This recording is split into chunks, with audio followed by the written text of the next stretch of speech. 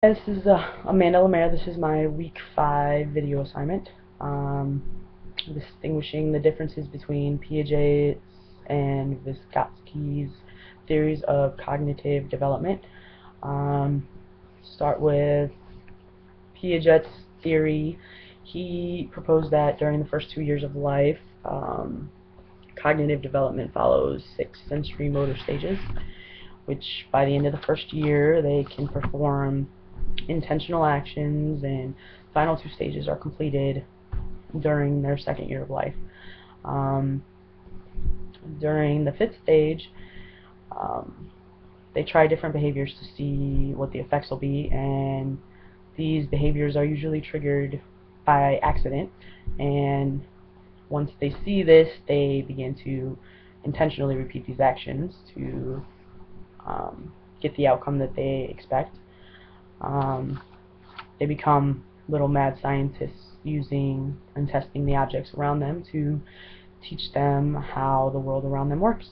And in the final stage, they tend to be able to think about the possibilities and select the actions that most likely produce the desired outcome that they're looking for.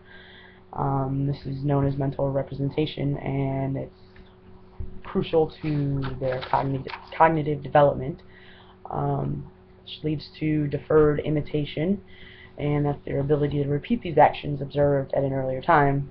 Like, for example, my 2-year-old watched me unlock a door that got locked in the house from the outside with just a coin, and that one time was all she needed to see, because now she's a pro. He definitely underestimated their abilities at such early ages and didn't really give them the credit that is due. Vygotsky's theory is known as a socioculture theory because he believes that both social and cultural processes contribute to their cognitive development.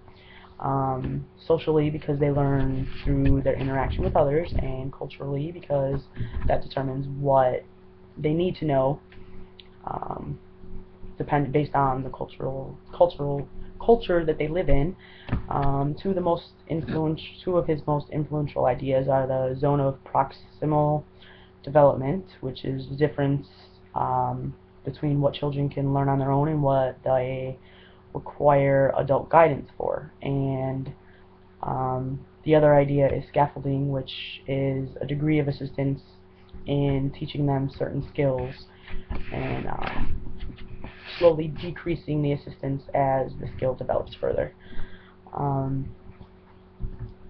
The differences between them: with Piaget, he believes that the learning comes from the child themselves, what they learn, what they figure out on their own, and the development's driven by their conflicts between the stages that they go through, the 6 stages that he had developed. He believed that these stages are all the same, and they're universal, that all children go through the same learning process, and that they gain their knowledge with their own explorations. Vygotsky's, he believed that their learning was socially and culturally based, and that their development was driven by their input from others, like their interaction with others, and what others contributed and what they taught them.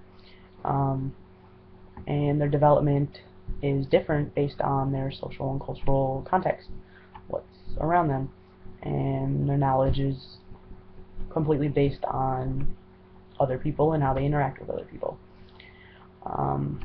And he also believed that learning preceded preceded development, and language is what drives their thought process.